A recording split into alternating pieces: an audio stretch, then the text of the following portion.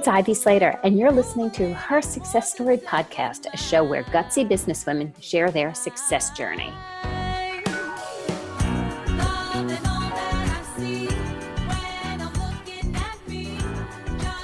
Hi, this is Ivy Slater. Welcome to today's episode of Her Success Story.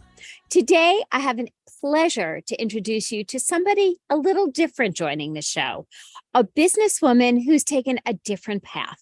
Dr. Lynn Anderson is a naturopath, yoga nutritional therapist, fitness professional, karma master, published author, international speaker, and video producer with over 30 years experience in her field of natural health and fitness. She has been featured in Redbook, Reader's Digest, HuffPost, Shape, Self, and various other publications. She's been on a lot of different television guests, podcasts. She's the author and producer of Soul Walking series that I'm sure, Lynn, I want to hear more about. And more important, you've been a women leader in this space, building your business and your career for over 30 years in a field that wasn't very known about 30 years ago. So I am so interested in learning about your journey. Thanks, Dr. Lynn, for joining me here today. Well, thank you very much for inviting me. And thank you so much for, you hit the intro right on, because if we go back 30 years, when I started out in this career, I like to tell people I was called a quack back then. And to be a woman too is a little witchcrafty or that kind of stuff, because I was no offense, around. it's like it's double quack. yeah, exactly. Because I was playing around with, herbs and aromatherapy, and nutrition back then was considered quackery. We just didn't understand all of that kind of stuff. Well, back in the day, my background in pre-business is I was a dancer, et cetera, and nutrition as I was growing up was always about dieting. It was not about wellness. It was about dieting and losing weight and taking things out, restricting yourself, not enhancing yourself. Absolutely. That is the whole key right there, is that really what we should be focused on is health, not weight. And we get so caught up in weight and how someone physically looks. And you can find someone who can have the classically beautiful body, all of that kind of stuff, and they're not healthy on the inside, mentally or physically, because of the diet. So it's important to stay healthy. So coming from the background of, and I'm going to share a couple of things that I didn't share with you when we first started talking. Back in when I was 18 years old and I had a dance injury, and I went from doctor to doctor to doctor, trying to get my back better and trying to dance again, et cetera. And I really haven't talked about this very much. I was sent, one doctor looks at me, a spinal guy, and he goes, I'm going to send you to somebody who's a little out of the known.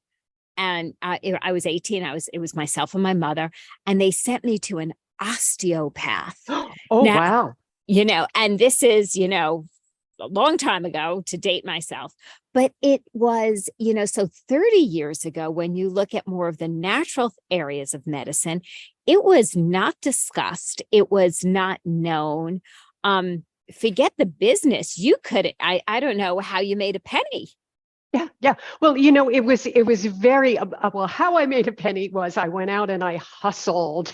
I taught yoga classes and I did lectures. I lectured all over Los Angeles. I would speak anywhere I could speak, free and paid speaking. I got a lot of paid speaking, which was really good. But that's how you build up a business. You've got to get out there, and you've got to be the type of person that if someone offers you a free speaking gig, you do it, because you never know what's going to happen. And so that's kind of how I got it all going. But, as a woman, I was constantly hitting heads with men who were discounting me, and again, Los Angeles was probably the best place to be because it was a little more liberal and a little more open to what I was doing.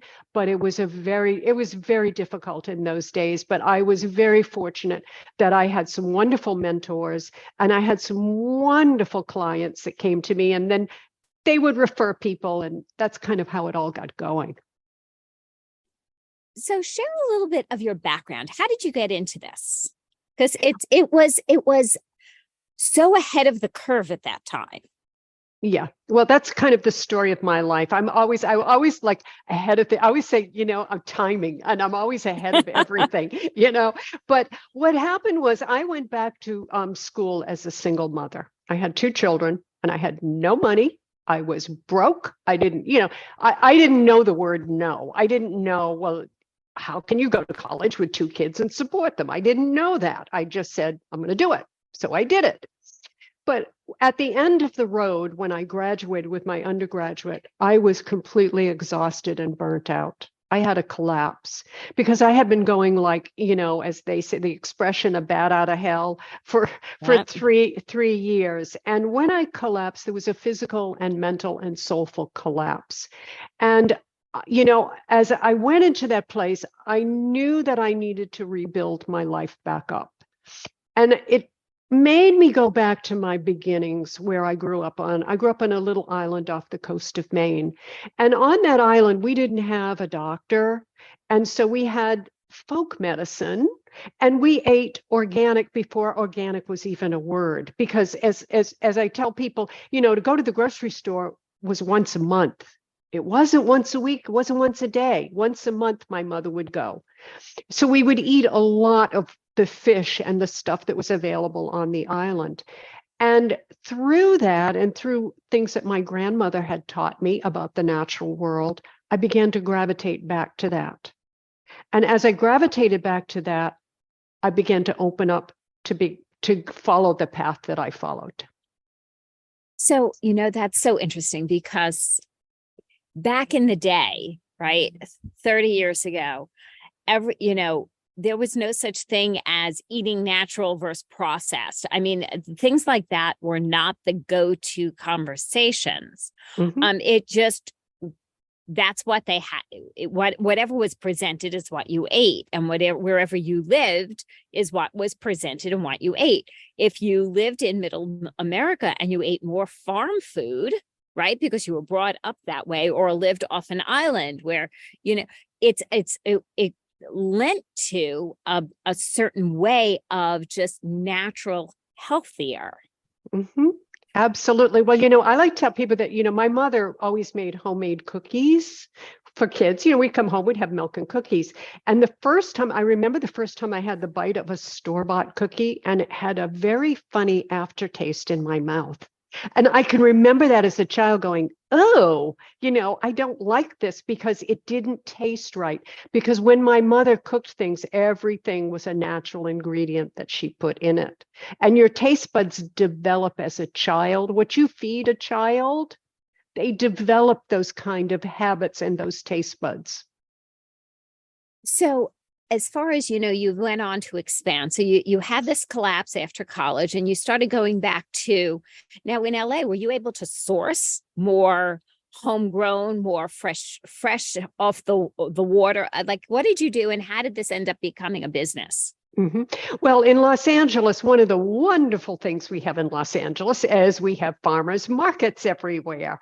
And I can tell you, as someone coming from Maine, who we had very limited fruits and vegetables when I was growing up, because everything had to be shipped in if you didn't get it off the island. So when I moved to Los Angeles, all of a sudden I found out what, real fruits and vegetables tasted like, because it is the farm belt. California produces so much of our food, and we would get it picked and right there at the farmer's market. So that was the wonderful thing that I found about Los Angeles, and that even the restaurants, farm to table, that's where it all began. It was just a wonderful experience. So tell me about taking this piece and then building it into a career and a business model all for yourself and raising your kids from this. Well, you have to walk your talk. And so that was the real beginning, and as I began to research things, I began to, of course, it began with me, because I can't teach, I can't help clients if I'm not helping myself and if I don't know what I'm talking about. So that's where it really began. And as I began to study and understand nutrition and how it all goes together and how we knew nothing about it back then, that gave me the knowledge to go out and to speak and represent myself as an educated, intelligent woman who could share information that would bring the light on in people's faces. They go, oh my goodness, I didn't know that. Well, yes, you need to do this and this and this if you want good skin, and you want to do this, and you want to manage your health. And those were the things that I think brought it all together. So it all goes back to knowledge and what you do with it. And what you do with it, exactly. So tell me, speaking of knowledge, then tell me about your business today. Today, mostly my business is online teaching. I have classes that I teach online, and I do lectures. I am associated with the Sarasota Memorial Hospital here in Sarasota, and I do community lectures for them, and I teach therapy classes for them at their facility. So that's primarily what I'm doing, as well as I am promoting my book series, the Soul Walking series, which is the Karma series. So we're really working on getting that to the next level and being able to put that online. So the Karma series, who would be leaning into that, and why would I want to lean into it? Well, karma is a practical guide for anybody. It's a practical guide for living your life. And it really is about doing the work that we're here to do. And because karma simply means cause and effect, it simply means that you are energy. We are all energy. Everything in the universe is energy. Now, how you manipulate and move that energy determines the outcome. If I take the energy of an individual and I see their energy, and their energy is not the right color, as we say, the auras and everything, and we can change that through nutrition and exercise and the basics, and then the basics of naturopathy, and watch that change, then what I've done is there's the cause, and the effect is health. And that's really what we want. We want the energy that a person gives off to be healthy and show that health when they walk in a room. And I can tell you, as a naturopath, I can pick someone who's healthy out of a crowd and someone who isn't healthy, because it shows. It's interesting. So, so many health and wellness has become the thing, right? It's become from 30 years ago that there was, forget it's not a crowded space. There was no space. That's correct. I was a quack. to being in a crowded space today. And there's so much out there. What do you notice in leading this organization and the work you're doing today? What are some of the things that people really need to lean into and really need to know, that we should know for our own health and wellness? Well, the first thing I would say is that, yes, it's amazing to me to come all this way and really fight my way through it, because I have a passion and I believed in this and I kept pioneering and pushing.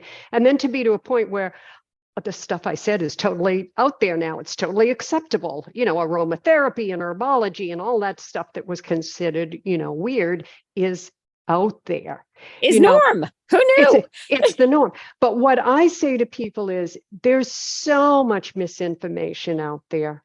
And the real key is to find someone who has the knowledge, who has the experience, and who has, and this is the real key, the ethics and the morals, because that's really important. Everything that we do in life, if we don't have that sort of ethical background where, I'm working to do the best I can for you. It's not about filling my pocket full of money or getting accolades, but it's about doing the job the way I should do the job. That's the kind of person that you want to connect with, because that person's going to help you. And that's really what it's about. So be very, very careful, because there's a lot of people that have the knowledge, but they don't really have the background. They don't really have the education. They don't really have the experience. So they're spewing out, information, and it's misinformation. I think that is so important. And I think that's so important in a variety of different businesses today, that so much knowledge is put out there, and to decipher what's the right knowledge for us, what's truth for us, what resonates with each of us as individuals, what makes sense. Absolutely, absolutely. And social media makes it even worse, because it's out there everywhere. And it's really, it's very hard to sift through all of that and find someone that you can really depend upon to give you good information. And that's really what we should do. As a doctor, as a naturopathic doctor, just like a medical doctor, I have to take the Hippocratic Oath. And that means that I'm supposed to do the best I can for everybody. And that's my mission. It's not about being a doctor or making money or publishing my books, but it's about doing what I'm supposed to be doing, which is creating health for individuals. And I think, an important question that I have not asked is, can you explain what a naturopathic doctor is? Because I think, I realized as you said that, I was like, I understand this, but you know what? I'm sure a lot of people don't. And, I get that question. People go, naturopath? What's a naturopath? Yeah. Well, a naturopath, our philosophy is that you are body, mind, and soul. You are not three separate beings, and you don't treat things separately. It's the body, the mind, and the soul that we bring together, and we work to bring balance through the natural sciences. If you take the body, just the body alone, the only thing that will rebuild, the only thing that keeps your body alive is nutrition. Drugs don't do it. Okay, so we are dependent upon good nutrition and movement of the body and sleep in order to be healthy. So a naturopath looks at that, but then a naturopath says, well, we've got this mental thing up here too, stress, burnout. We have to address that. And then there's the soulful part. And when we get to the soulful part, it's not some woo-woo thing out there. Your soul is your essence. It's your individuality. And we are all individuals. There is no one like you on this earth who has your makeup. So that's your essence. And we have to get to that essence, as well as the mental and the physical. And when you have all three of those, imagine all three of those in perfect balance, you have perfect health, because that's what perfect health is. It means perfect balance. So that's a naturopath in a quick overview. I love that. Lynn, what would have surprised you in this journey? Because you're in this journey a long time, and you've seen an evolution in this field. What has surprised you? Well, I think just what we've been talking about, the fact that I could get up and I could talk about herbs, and I could talk about aromatherapy or any of the various natural sciences, and everyone would listen. And I wouldn't get, what's she talking about? She must be some woo-woo person out there. So I think the fact that it's become so mainstream has really sort of, it's made me very happy to see this happening. It's also made me very concerned, because when things become mainstream, sometimes you have people that jump in and they take advantage of things where they're at, and take advantage of people who maybe don't have the access to the knowledge. So so that's the really good thing, is to see that, we're really focusing on nutrition and health, not weight loss. Those things are good. We have a tremendous focus right now, which happens to be my focus, on proactive aging, and really working with older people, and not that at 65, you throw them out to the field and life is over. I think that's the wonderful thing that's happened in the fitness and health field. Talk to me a little bit about proactive aging. Well, proactive aging means it really means functional fitness. And functional fitness means quality of life. And that means that as you age, the quality of your life is not how much weights you can lift. It's, can you get up? Can you go traveling and walk? Can you carry your suitcase? Can you play with your grandchildren? Can you go out and work in the garden? The things that we love to do and the everyday things are what a functionality is. So it's taking a proactive approach to the fact that we're all aging. There is no such thing as not aging. You start aging the minute you're born and you stop the day you die, and you age all through that. But how do you adjust and work your mental and your physical and soulful self to be able to progress through all of those different transitions, because they are transitions? It's true. And I think sometimes we forget that. We talk about aging of like, oh, we're aging. It's like a negative versus, damn, I'm smarter. I've aged. Yes, yes. And you know what? I don't need to lift those big weights. And I don't need to, sometimes in that bravado that is there when we're younger, I can kind of let go of that and be more comfortable. And I think as women, I think one of the most beautiful thing is I've always found that women, as they kind of cross over that, I'll say that 55 range there, as they're getting into the menopause type area, they become, to me, the most beautiful women, because a lot of that stuff, that competitive female stuff that we have when we're younger, we all have it, it starts to fade away. And we start to really appreciate ourselves as fellow women and what we've been through and what we go through. And to me, that's when I see women get beautiful. So if I asked you for one tip to share with our listeners, as far as being in this journey for all the years you have and the knowledge you've gained and what you've passed down, what is one tip for our listeners you would share? I would say that two things. I would say first, the most important thing in your life is your health. Focus on it and take care of it, because if you lose your health, everything else is meaningless. And I would say the second thing is be true to yourself. I love that. Dr. Lynn, thank you so much for joining me here today on Her Success Story. Thank you very much, Ivy. I've really enjoyed it. And listeners, take a moment and think about this interview. Think about what you took away from it. What's your takeaway? What's your aha? Put that down.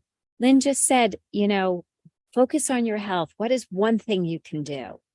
Write that down and make a decision what action you're going to take. I always appreciate all of our viewers and all of our listeners leaning into Her Success Story. We're here for you. So make that commitment to yourself on an action that is important to you. Thanks again, and continue to share with us that you like this interview. Share it forward with your friends and colleagues, other women in your contemporary peers. Also, continue. We have coming up with wonderful interviews, some great content episodes, and great series. Thanks again for joining me.